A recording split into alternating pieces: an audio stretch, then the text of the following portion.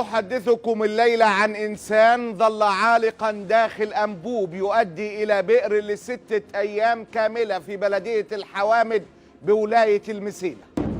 أحدثكم اليوم عن شاب عمره 26 سنة ظل في أنبوب قطره 35 سنتي 6 أيام، لدرجة إن في بعض الناس ما صدقتش إن ممكن إنسان يدخل أنبوبة بهذا القطر 35 سنتي، وإن جنية هي اللي بتصرخ من جوه الأنبوب لتطلب النجدة.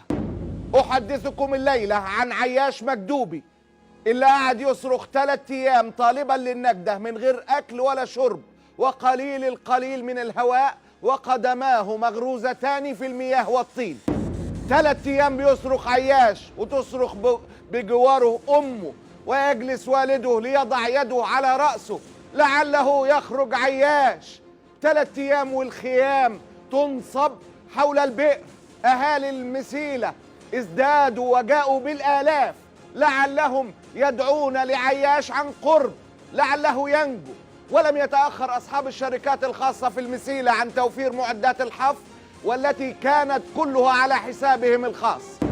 3 أيام تمسك عياش فيها بالأمل، وتمسك به أهله وتمسك به أحبابه.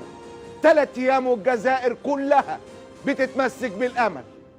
لكن بعد 3 أيام خارت قوى عياش وخفتت أنفاسه، ثم صمت وانقطع صوته للأبد.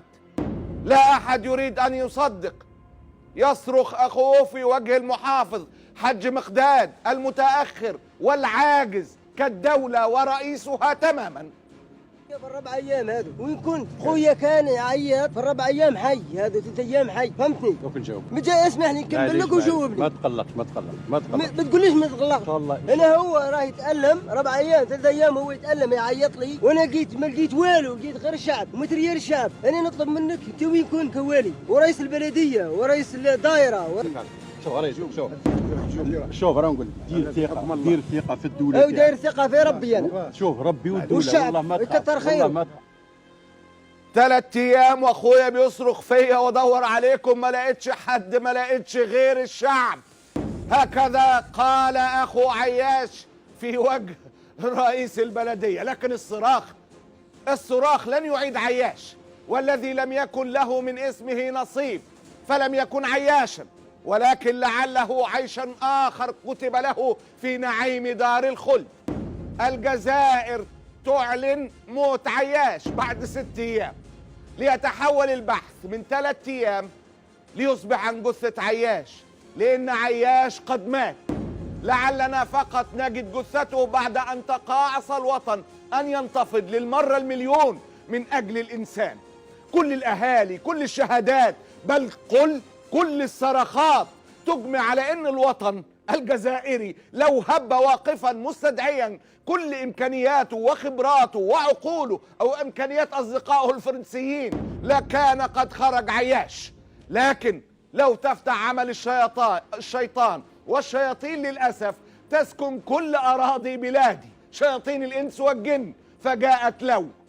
أحدثكم عن وطن يسقط للمرة المليون في اختبار الإنسانية.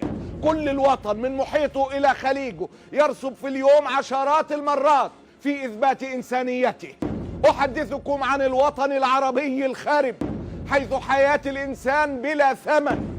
أحدثكم عن الوطن الذي عندما يسألني أحدهم عرفني عن وطنك أقول له هو هناك، حيث لا عدل ولا حرية ولا إنسانية. أحدثكم الليلة عن الوطن العربي الهارم حيث يرتفع سعر كل شيء ارتفاعا فاحشا في حين لا يقل إلا ثمن الإنسان، حتى أصبحت حياة الإنسان في بلادي لا تساوي شيئا. زي ما قال أحمد مطر: نموت كي يحيا الوطن، يا سيد انفلقت حتى لم يعد للفلق في رأسي وطن، ولم يعد لدى الوطن من وطن يأويه في هذا الوطن. أي وطن؟ أي وطن؟ الوطن المنفي أم الوطن الرهين الممتهن أم سجننا المسجون خارج الزمن؟ نموت كي يحيا الوطن، نموت كي يحيا الوطن. يحيا لمن؟ لابن زنا يهتكه ثم يقاضيه الثمن، من بعدنا يبقى التراب والعفن. نحن الوطن من بعدنا تبقى الدواب والدمن. نحن الوطن إن لم يكن بنا كريما آمنا ولم يكن محترما ولم يكن حرا فلا عشنا ولا عاش الوطن. ما تعيش من 3 أيام والجزائر أعلنت وفاته اليوم، لكن الوطن بيموت كل يوم. الله غالب.